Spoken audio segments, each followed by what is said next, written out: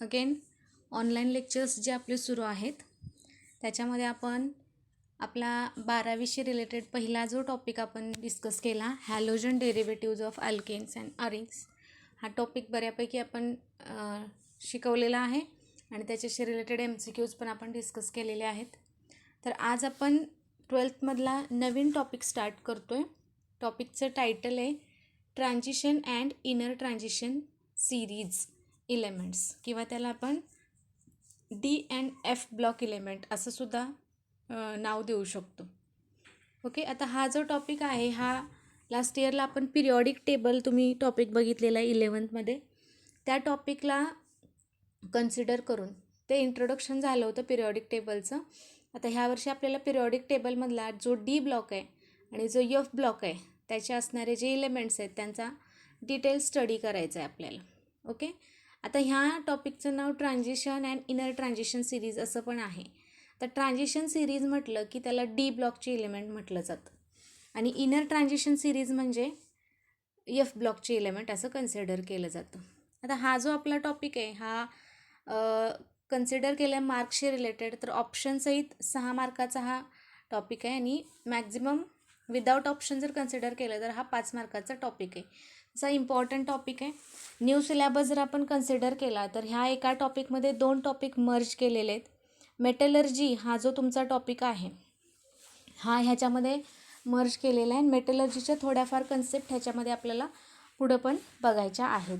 Okay, तर बघा introductory part जर कन्सिडर केला ह्या टॉपिकचा तर ह्याच्यामध्ये आपल्याला काय बघायचं आहे की एक्झॅक्टली D ब्लॉक इलेमेंट कशाला म्हणायचं, D ब्लॉकच्या इलेमेंटला ट्रान्झिशन इलेमेंटच का म्हणायचं, नंतर D ब्लॉकमध्ये जे इलेमेंट येतात ते कसे प्लेस केलेले आहेत म्हणजे पोझिशन त्याची येणार, नंतर त्यांचं असणारं इलेक्ट्रॉनिक कॉन्फिगरेशन आपल्याला बघायचं आहे त्या इलेमेंटशी रिलेटेड, त्यांच्या ऑक्सिडेशन स्टेट कशा व्हॅरी होतात हा एक पॉईंट डिस्कस करायचा आहे, त्यांच्या फिजिकल प्रॉपर्टीज आपल्याला डिटेलमध्ये बघायच्या आहेत. ओके, त्यांचे कंपाऊंड्स आपल्याला बघायचे आहेत. KMnO4 असेल किंवा K2Cr2O7 म्हणजे पोटॅशियम पर मॅग्नेट आणि पोटॅशियम डायक्रोमेट हे 2 कंपाऊंडचं प्रिपरेशन, त्यांच्या प्रॉपर्टीज, युजेस.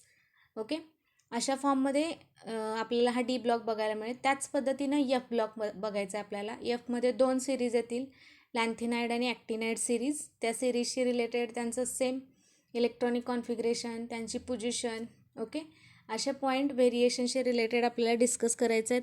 लॅन्थिनाइड ॲक्टिनाइडमध्ये नेमका डिस्टिंग्विश कसा असतो हा एक ॲडिशनल पॉईंट बघायचा आहे. लॅन्थिनाइडचं कॉन्ट्रॅक्शन हा एक पॉईंट आहे ज्याच्यावरती क्वेश्चन विचारले जातात. अशा फॉर्ममध्ये हा transition and inner transition series हा तुमचा टॉपिक येतो. मेटलर्जीमध्ये आपल्याला मेटलर्जीशी रिलेटेड बेसिक टर्म बघायचे आहेत त्याच्यामध्ये, आणि एक आयन हे जे ओअर आहे तुमचं आयनशी रिलेटेड हेमेटाईट ओअरचं एक्स्ट्रॅक्शन तुम्हाला बघायचं आहे. असे 2 टॉपिक आपल्याला आता आपण आज स्टार्ट करतो आहे. तर बघा इंट्रोडक्टरी पार्टमध्ये जर कन्सिडर केलं तर आज आपल्याला बघायचं आहे पहिल्यांदा कशाला म्हटलं जातं D ब्लॉक इलेमेंट्स. तर बघा D ब्लॉक इलेमेंटशी रिलेटेड एक्झॅक्टली डेफिनेशन जर कन्सिडर केली D ब्लॉकची तर D ब्लॉकची डेफिनेशन काय दिले बघा, the elements in which last electron enters in a D orbital of the penultimate shell are called as a D block element. सोपी डेफिनेशन आहे. ज्या इलेमेंटच्या बाबतीत त्यांचे व्हॅलन्स इलेक्ट्रॉन हे D या सबशेलमध्ये एंटर करतात त्या इलेमेंट्सना D ब्लॉकचे इलेमेंट म्हणायचं. डेफिनेशन पिरियॉडिक टेबलमध्ये जे 4 ब्लॉक आहेत S, P, D आणि F हे कशावरती पडले तर तिथं असणारे इलेमेंट जे असतील त्यांचे व्हॅलन्स इलेक्ट्रॉन त्या सबशेलमध्ये एंटर होतात आणि त्याच्यावरून मग त्यांचे ब्लॉक ठरलेले आहेत. तर एक वर्ड आला इथं पेनअल्टिमेट शेल. ओके, आपल्याला ॲटमचं स्ट्रक्चर माहिती आहे. ॲटम हा सेंट्रली प्लेस त्याच्यामध्ये न्यूक्लियस असतो आणि त्याच्या बाहेर काय असतात ह्या शेल असतात आपल्याला माहिती आहे ना. मग ही आउटर मोस्ट शेल आहे ह्याला N कन्सिडर केलं. Nच्या आतमधली जी शेल आहे it is known as a N-1 आणि त्याच्या पण आतमधली जी N-2. तर आउटर मोस्ट शेल आहे it is known as a ultimate shell. Okay, बाहेरच्या व्हॅलन्स शेलशी रिलेटेड अल्टिमेट शेल. त्याच्या आतमधली जे आउटर मोस्ट शेलच्या आतमधली शेल जी असते त्याला म्हटलं जातं penultimate which is denoted as N-1. आणि त्याच्या पण आतली जे N-2 which is known as a pre penultimate shell.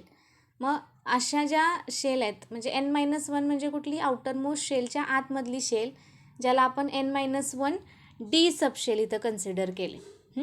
मग अशा शेलमध्ये जर एखाद्या इलेमेंटचे इलेक्ट्रॉन एंटर होत असतील आणि ती व्हॅलन्स शेल जर तुमची डी सबशेल असेल तर त्याला डी ब्लॉकची इलेमेंट असं कन्सिडर केलं जातं. 1 मार्कला तुम्हाला क्वेश्चन विचारला जाऊ शकतो, डिफाईन डी ब्लॉक इलेमेंट्स. आता ह्यांना ट्रान्झिशन इलेमेंट्स पण म्हटलं जातं. नाव why they are known as a transition element. तर बघा हे इलेमेंट जे आहे ज्यांचं n-1 डी सबशेल जे आहे किंवा n-1 डी ऑर्बिटल जे आहे ते इनकम्प्लिटली फिल्ड असतं. इनकम्प्लिटली म्हणजे पूर्ण भरलेलं नाही आहे. आता डी सबशेलची कपॅसिटी किती इलेक्ट्रॉनची आहे तर आपल्याला माहिती आहे डीमध्ये 10 इलेक्ट्रॉन अकोमोडेट होऊ शकतात, तेवढे इलेक्ट्रॉन त्याच्यामध्ये भरू शकतात. पण जो तुमचा डी ब्लॉक आपण घेणार आहे त्या डी ब्लॉकमधल्या प्रत्येक इलेमेंटच्या बाबतीत त्यांच्या आउटरमोस्ट जी प्री पेन अल्टिमेट शेल आहे तिथं 10च इलेक्ट्रॉन येतील असं नाही आहे. ते इनकम्प्लिटली फिल असू शकतं, म्हणजे तिथे 1 इलेक्ट्रॉन असेल, काय 2, 3, 4 अशा फॉर्ममध्ये हे इलेक्ट्रॉन तिथं असू शकतात. ओके. आणि ह्या इलेमेंटच्या बाबतीत त्यांच्या जर प्रॉपर्टी बघितल्या ना, ह्या इंटरमिडिएट असतात. इंटरमिडिएट कुणाच्या असतात म्हणजे इन बिटवीन असतात, एस ब्लॉक इलेमेंट आणि पी ब्लॉक इलेमेंट.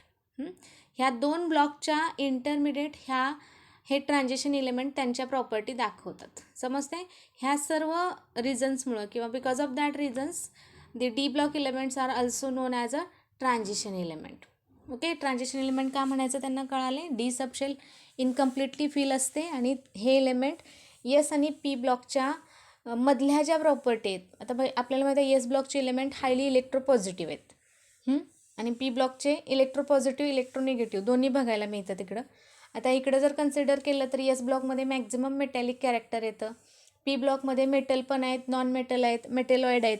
मग ह्या दोघांच्या मधल्या प्रॉपर्टी म्हणजे इलेक्ट्रोपॉझिटिव्ह पण इलेक्ट्रोनिगेटिव्ह पण असे दोन्हीचं फ्युजन किंवा कॉम्बिनेशन होऊन मग ह्यांच्या बिटवीनच्या ज्या प्रॉपर्टी आहेत त्या प्रॉपर्टी हे डी ब्लॉकचे इलेमेंट दाखवतात. त्यामुळे त्यांना काय म्हटले, दे are known as a transition element. मग अशा ट्रान्झिशन इलेमेंटमध्ये टोटल 4 ट्रान्झिशन सिरीज येतात. There are 4 transition series. तर पहिली सिरीज आहे 3D सिरीज, दुसरी सिरीज आहे 4D, तिसरी आहे 5D, चौथी आहे 6D. ओके. पहिली 3D सिरीज जी आहे ही कुठून कुठे आहे बघा, फ्रॉम स्कँडियम टू झिंक, म्हणजे ॲटॉमिक नंबर 21पासून ॲटॉमिक नंबर 30पर्यंत 21 ते 30 पहिली सिरीज आहे स्कँडियम टू झिंक. दुसरी सिरीज आहे ॲटॉमिक नंबर 39 टू 48 म्हणजे yttrium to cadmium. Okay.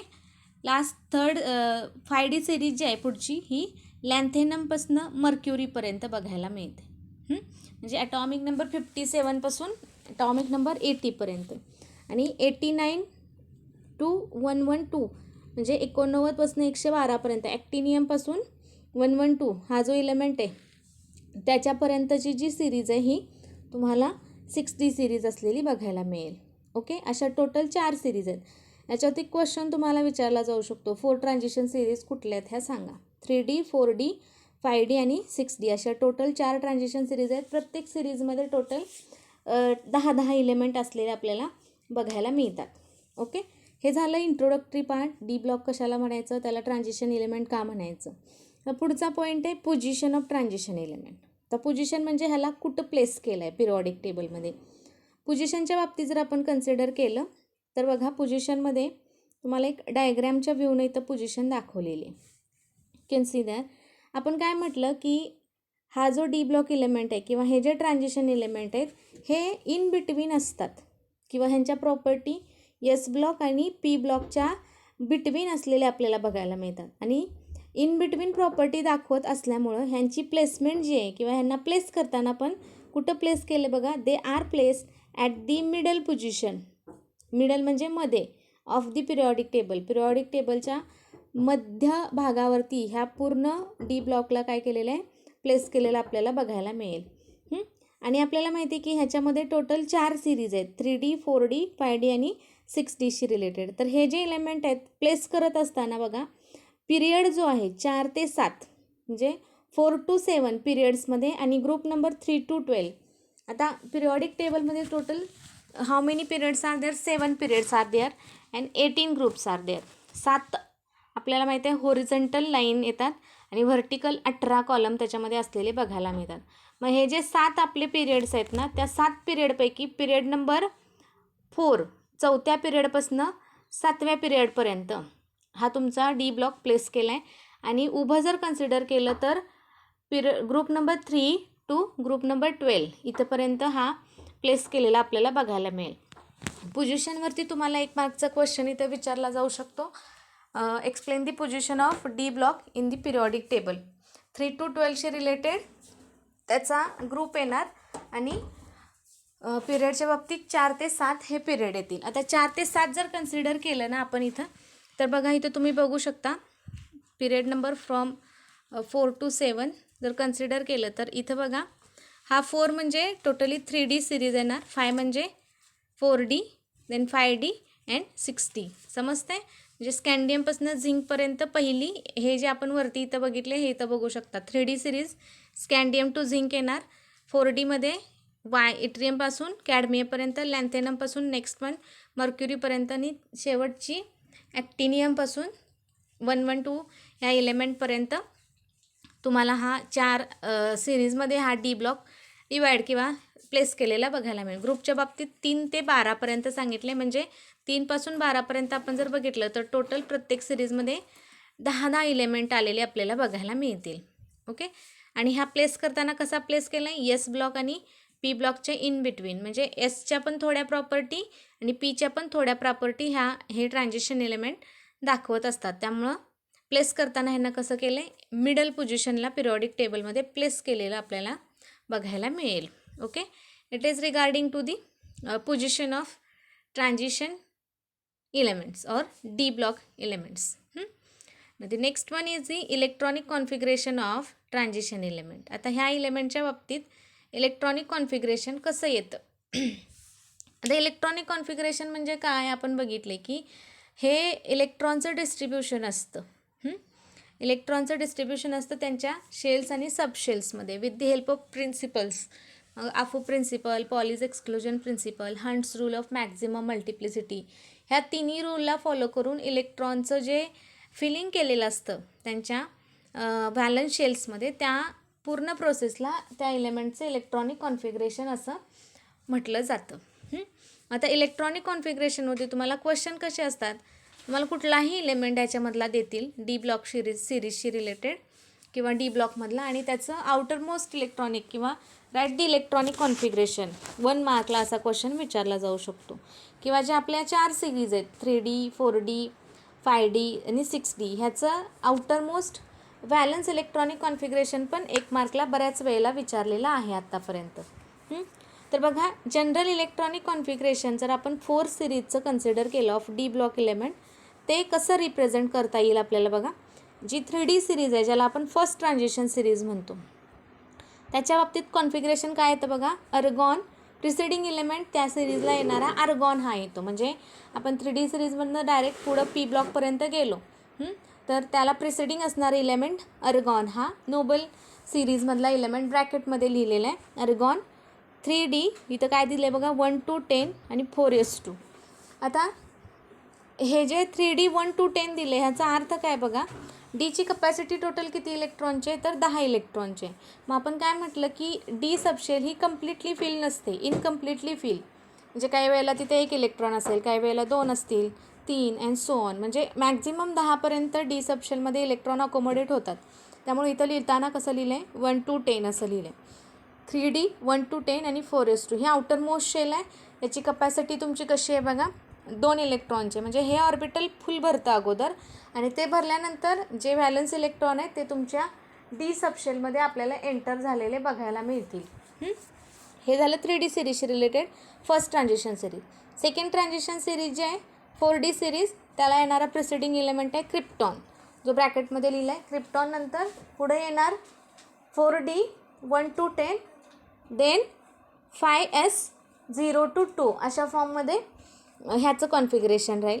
Next third transition series जे आहे त्याच्यामध्ये प्रिसिडिंग एलिमेंट येतो त्याचा झिनॉन सिरीज येणार. इलेक्ट्रॉनिक कॉन्फिगरेशनमधला पुढचा शेलचा नंबर येईल 5D 1 to 10 6s2. तुम्ही बघू शकता हे इलेक्ट्रॉनचं फिलिंग 3 प्रिन्सिपलला फॉलो करून दिलेलं आहे. त्यामुळे हे नंबर जे आहेत हे इन्क्रीजिंग ऑर्डरमध्ये त्या शेल्सचे आलेले तुम्हाला बघायला मिळतील. सोपं आहे. प्रत्येक सिरीजमध्ये डीचे जी कपॅसिटी आहे 1 to 10च राहणार आणि एसच्या बाबतीतसुद्धा 2 इलेक्ट्रॉन आलेले आपल्याला बघायला मिळतील. चेंज फक्त तुमच्या सेकंड ट्रान्झिशन सिरीजला आहे, ज्याच्यामध्ये काही वेळेला 0 इलेक्ट्रॉन पण एस सबशेलमध्ये असलेले आपल्याला बघायला मिळतील. बाकी फोर्थ ट्रान्झिशन सिरीजसाठी रेडॉन हा प्रिसिडिंग एलिमेंट येतो. 6D सिरीज 1 to 10 आणि 7s2 अशा फॉर्ममध्ये हे प्रॉपर आउटरमोस्ट इलेक्ट्रॉनिक कॉन्फिगरेशन त्या सिरीजनुसार येऊ शकतं. 1 मार्कला ह्यातला कुठलाही एखादी सिरीज तुम्हाला विचारली जाईल. डिटेलमध्ये कॉन्फिगरेशन तुम्हाला इलेक्ट्रॉनिक कॉन्फिगरेशन हे 3D सिरीजचं स्टडीला दिले. टोटल ज्या 4 सिरीज आहेत, 4 सिरीजमधली जी 3D सिरीज आहे आपली, त्याचं इलेक्ट्रॉनिक कॉन्फिगरेशन मात्र आपल्याला डिटेलमध्ये आलेलं बघायला मिळेल. मग आता नेक्स्ट पॉईंट आपला आहे electronic configuration of 3D series element. जी सिरीज प्लेस केली आहे कुठून? स्कँडियमपासून झिंकपर्यंत, जे ॲटॉमिक नंबर 21 पासून ॲटॉमिक नंबर 30 पर्यंत ही सिरीज असलेली आपल्याला बघायला मिळते. आता बघा त्याचं आउटरमोस्ट इलेक्ट्रॉनिक कॉन्फिगरेशन एक्सपेक्टेड आणि ऑब्झर्ड अशा कॉलममध्ये 2 कॉलम तुम्हाला इलेक्ट्रॉनिक कॉन्फिगरेशनचे दिलेले आहेत. आता हे एलिमेंट तुम्ही व्यवस्थित लक्षात ठेवायचे. ओके, पहिला एलिमेंट आहे बघा स्कँडियम, ज्याचा ॲटॉमिक नंबर आहे 21. आता हे लिहायला पण एकदम इझी आहे. 3D सिरीजसाठी प्रिसिडिंग एलिमेंट आपला कुठला येतो? आर्गॉन येतो. हा माहिती आहे. म्हणजे प्रत्येक एलिमेंटच्या बाबतीत तुम्ही ब्रॅकेटमध्ये येणारी एंटिटी ही तुमची आर्गॉनच राहील आणि व्हॅलन्स शेल प्रत्येकासाठी सेम राहणार आहे. 3D आणि 4s त्या 2 शेल ॲज इट इज राहतील स्कँडियमपासून झिंकपर्यंत. 3D आणि 4s तुम्ही बघू शकता सगळ्या एलिमेंटच्या बाबतीत तेच दिलेलं आहे, 3D आणि 4s. इलेक्ट्रॉन भरत असताना आता ॲटॉमिक नंबर स्टार्ट कुठनं होतो आहे तुमचा? 21 पासून 30 पर्यंत 10 एलिमेंट आहेत. ओके, हे atomic number as it is write down केलं तर आपण इन्क्रीजिंग ॲटॉमिक ऑर्डरमध्ये प्लेस केल्यानंतर जेव्हा इलेक्ट्रॉनिक कॉन्फिगरेशन तुम्ही लिहाल तेव्हा लक्षात कसं ठेवणार बघा. तुमच्याकडे हा ॲटॉमिक नंबर आहे 21. ह्याला स्प्लिट करून लिहायचं आहे डी आणि एसमध्ये. तर स्प्लिट करत असताना कसं स्प्लिट करायचं बघा. जनरली आपण कसं लिहिलं आहे? डीमध्ये 1 to 10 असं लिहिलं आहे आणि 4s2 असं आहे. त्याचा अर्थ काय? इथं जे एस ऑर्बिटल आहे तुमचं, एस ऑर्बिटलमध्ये ऑलवेज देर आर 2 इलेक्ट्रॉन्स. म्हणजे हा जो 2 नंबर आहे सगळ्या एलिमेंटच्या बाबतीतला, हा 2 नंबर हा डायरेक्टली 4sमध्ये भरून टाकायचा. ओके, यसमध्ये नेहमी 2 इलेक्ट्रॉन राहतील आणि बाकीचे इकडचे राहिलेले जे दुसरे नंबर आहेत म्हणजे 1 असेल, 2, 3, 4, 5, 6, 7, 8, 9 अँड हिअर इज अ 10. हे डीमध्ये फिलअप केलेलं बघायला मिळेल. म्हणजे तुम्ही एक्झॅक्टली क्लिअरली जर इथं कन्सिडर केलं कॉन्फिगरेशन लिहिताना कसं लिहिलं आहे बघा. हा 2 नंबर डायरेक्टली यसमध्ये फिलअप केला आहे. 2 इलेक्ट्रॉन म्हणजे इकडचे ह्या सिरीजशी रिलेटेड हे 2 सगळे यसमध्ये भरायचे आणि ह्या साईडचे जे आहेत ओव्हरऑल हे नंबर हे सिरीज वाईज हे डी सबशेलमध्ये आपल्याला भरले बघायला मिळतील. म्हणजे स्कँडियमच्या बाबतीत D1 येईल, नंतर titanium D2, then next one vanadium D3, chromium D4, manganese D5, Feच्या बाबतीत D6. म्हणजे डी सबशेल जी आहे ती तुमची सक्सेसिव्हली भरलेली आपल्याला बघायला मिळते. म्हणजे लिहिताना आपण 1 to 10 लिहिलं, याचं मिनिंग इथं कळेल तुम्हाला. पहिल्या एलिमेंटच्या बाबतीत डीमध्ये 1 इलेक्ट्रॉन येतो, दुसऱ्या एलिमेंटच्या बाबतीत डीमध्ये 2 इलेक्ट्रॉन, नेक्स्ट वन 3, 4, 5 असं डी सबशेल तुमचं इथं काय झालं सक्सेसिव्हली भरलेलं आपल्याला बघायला मिळेल. ओके, हे एक्सपेक्टेड इलेक्ट्रॉनिक कॉन्फिगरेशन आहे. एक्सपेक्टेड म्हणजे असं अपेक्षित आहे इलेक्ट्रॉनिक कॉन्फिगरेशन, पण काही एलिमेंटच्या बाबतीत थोडासा चेंज असलेला आपल्याला बघायला मिळतो. मग त्याच्यासाठी रिलेटेड आहे ऑब्झर्ड इलेक्ट्रॉनिक कॉन्फिगरेशन. तर चेंज कुठं बघायला मिळतो? जर तो आहे तुमचा क्रोमियम आणि copper element. Okay, here is a CU. क्रोमियमचा ॲटॉमिक नंबर आहे 24 आणि कॉपरचा ॲटॉमिक नंबर आहे 29, 24 आणि 29. आता 24 इलेक्ट्रॉनचं डिस्ट्रीब्युशन जर आपण कन्सिडर केलं तर ऑब्झर्डमध्ये एक्सपेक्टेडमध्ये आपण काय बघितलं की 24 पैकी 2 इलेक्ट्रॉन यसमध्ये आणि 4 इलेक्ट्रॉन तुमचे डी सबशेलमध्ये आले. ओके, आता डी सबशेल जर बघितली तर आपल्याला डी सबशेलशी रिलेटेड माहिती आहे. त्याच्यामध्ये किती इलेक्ट्रॉन असतात? आपण म्हटलं की 10. ओके, 10 इलेक्ट्रॉन असतील तर ते फुलफिल असतं. पण इथं केस काय आहे? D4 म्हणजे 1, 2, 3 आणि 4. एक जे ऑर्बिटल आहे तुमचं इथलं हे एम्प्टी आहे आणि एक्झॅक्टली इथं पुढं हे समजा 3D आहे आणि हे 4s ऑर्बिटल. यसमध्ये इथं किती इलेक्ट्रॉन आहेत? 2 इलेक्ट्रॉन आहेत. मग डी सबशेल जर कन्सिडर केली तर हे हाफ फिल पण नाही आहे आणि फुल फिल पण नाही आहे. D4 केस आहे. D4 याचा अर्थ हे अर्ध पण भरलेलं नाही आणि पूर्ण पण भरलेलं नाही. डी सबशेल जी असते तुमची ही स्टेबल असते जर ती फुलफिल असेल तर. 10 इलेक्ट्रॉन इथं असतील तर डी सबशेल हे स्टेबल राहतं.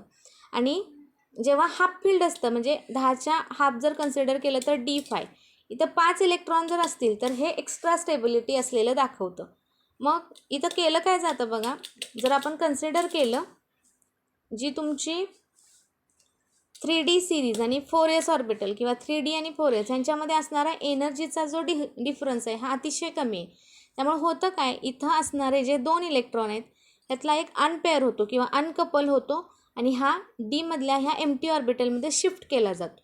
आणि हा जेव्हा इकडं शिफ्ट होणार तेव्हा इथं एक एक्स्ट्रा इलेक्ट्रॉन आल्यामुळं ही केस एक्झॅक्टली काय होते, D5 केस काय होते, D5. आणि D5 ऑर्बिटल जेव्हा असेल किंवा हाफ फिल्ड जेव्हा असेल तेव्हा आपण काय म्हणतो की हे एक्स्ट्रा स्टेबल असतं. मग हे सगळं कॅरी आऊट केलं जातं आणि त्यामुळं मग क्रोमियमच्या बाबतीत त्याचा ॲटॉमिक नंबर 24 आहे.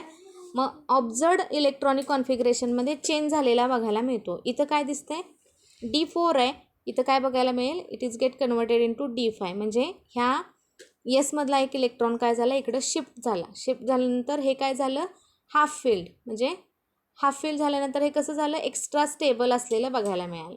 म्हणजे ह्या क्रोमियमच्या बाबतीत हा एवढा इलेक्ट्रॉनिक कॉन्फिगरेशनमध्ये बदल येतो. बाकी इलेमेंटच्या बाबतीत असं बघायला मिळत नाही. D1 आहे, D2 आहे, D3 आहे, D4. आता D5 म्हणजे हे एक्झॅक्टली हाफ फिल्ड आहे. पुढं जसं जाईल ना आपण तसं डी सबशेल तुमची भरायला चालू होते. मग जसं क्रोमियमच्या बाबतीत तसंच कॉपरच्या बाबतीत पण. कॉपरच्या बाबतीत इथं केस काय आहे, D9 29 इलेक्ट्रॉन आहेत. कॉन्फिगरेशन कसं येणार, 3D9 4s2. आता 9 म्हटल्यानंतर कशी कंडिशन येणार बघा, ही डी सबशेल आहे. ओके, 1 2 3 4 5 6 7 8 आणि 9. आता हा इथला एकच इलेक्ट्रॉन अनपेड आहे. पुढं तुमच्या यसमध्ये किती इलेक्ट्रॉन आहेत, तिथं 2 इलेक्ट्रॉन आहेत. सेम मगाचं रिझन येणार, ह्या डी आणि यसमधला एनर्जीचा जो गॅप आहे तो कमी असल्यामुळे यसमधला एक इलेक्ट्रॉन इकडं शिफ्ट होणार. आणि शिफ्ट झाल्यानंतर इथं काय होणार, एक्झॅक्टली 2 इलेक्ट्रॉनचं पेअरिंग झालेलं बघायला मिळेल. आणि केस येणार तुमची D10. आणि D10 जेव्हा असेल तेव्हा हे फुलफिल असल्यामुळं स्टेबल राहील. मग डी ऑर्बिटलची स्टॅबिलिटी कन्सिडर करून यसमधला एक इलेक्ट्रॉन इकडं शिफ्ट होतो. आणि कॉपरच्या बाबतीत मग हे ॲबनॉर्मल कॉन्फिगरेशन आलेलं आपल्याला बघायला मिळेल. म्हणजे एक्सपेक्टेड आणि ऑब्झर्व जर कंडिशन आपण कन्सिडर केल्या तर 2 इलेमेंटच्या बाबतीत तेवढा कॉन्फिगरेशनमध्ये बदल झालेला आपल्याला बघायला मिळेल. ओके, हे इलेक्ट्रॉनिक कॉन्फिगरेशन जे आहे पूर्ण 3D सिरीजशी रिलेटेड, ह्याच्यावरती तुम्हाला क्वेश्चन विचारला जाऊ शकतो. Explain the electronic configuration of 3D series element, असा फुल क्वेश्चन ह्याच्यावरती 3 मार्कापर्यंत तुम्हाला विचारला जाईल. त्यामुळं हा जो टेबल दिलेला आहे इलेक्ट्रॉनिक कॉन्फिगरेशनचा तो अगदी व्यवस्थित तुम्ही प्रिपेअर करायचा आहे. किंवा जनरली क्वेश्चन ह्याच्यावरती कॉपर आणि क्रोमियमचं ॲबनॉर्मल इलेक्ट्रॉनिक कॉन्फिगरेशन जे आत्ता एक्सप्लेन केलं मी त्याच्यावरती सुद्धा 2 मार्कला तुम्हाला क्वेश्चन विचारला जाईल. ओके, तर इथंपर्यंतचा पार्ट आजचा जो झालेला आहे तो व्यवस्थित तुम्ही बघायचा आहे. इंट्रोडक्शन, डी ब्लॉक म्हणजे काय, ट्रान्झिशन सिरीज कशाला म्हटलं जातं, 4 ट्रान्झिशन सिरीजचा आउटर इलेक्ट्रॉनिक कॉन्फिगरेशन आणि पूर्ण 3D सिरीजशी रिलेटेड स्कॅन्डियमपासून झिंक एलिमेंटपर्यंत इलेक्ट्रॉनिक कॉन्फिगरेशन कसं लिहावं हा क्वेश्चन तुम्ही व्यवस्थित प्रिपेअर करायचा आहे. ओके स्टुडंट्स, नेक्स्ट लेक्चरला मग आपण याच्या पुढचा जो पार्ट आपला येणार आहे तो बघूया. थँक्यू.